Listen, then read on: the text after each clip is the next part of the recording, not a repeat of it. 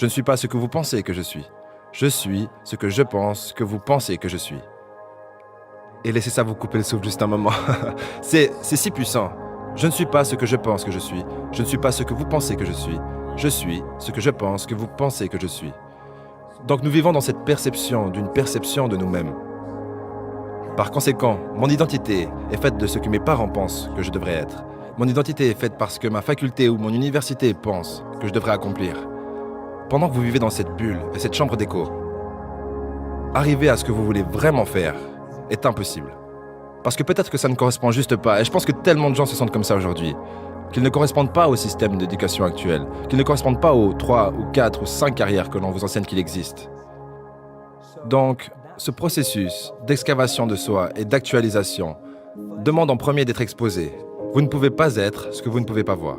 Si je n'avais jamais vu un moine, je n'aurais jamais voulu être un moine. Si je ne rencontre jamais un milliardaire, je n'aurais pas envie d'en être un. Parce que je ne saurais pas ce que ça fait, je ne saurais pas à quoi ça ressemble, je ne saurais pas ce que ça demande.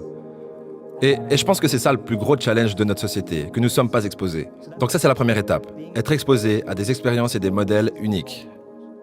La deuxième étape, c'est de trouver cette expérience ou ce modèle par lequel vous êtes passionné, exactement comme vous l'avez dit, le prendre sérieusement.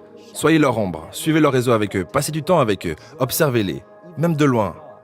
Ça demande cette observation, être addict à observer le style de vie de cette personne. Et ensuite, la troisième étape, c'est de dire oui ou non. Est-ce que ça fonctionne pour moi ? Pas tout le monde qui va essayer de devenir un moine va se sentir comme je me sentais. Et c'est cool.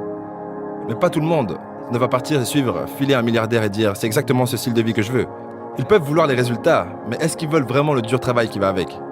Et donc pour moi, c'est la troisième étape. C'est observer, se concentrer, suivre de près, se rapprocher aussi proche de ce processus de cet individu. Et après dire oui ou non. Est-ce que je veux ce processus ? Pas est-ce que je veux ce résultat ? Tout le monde veut être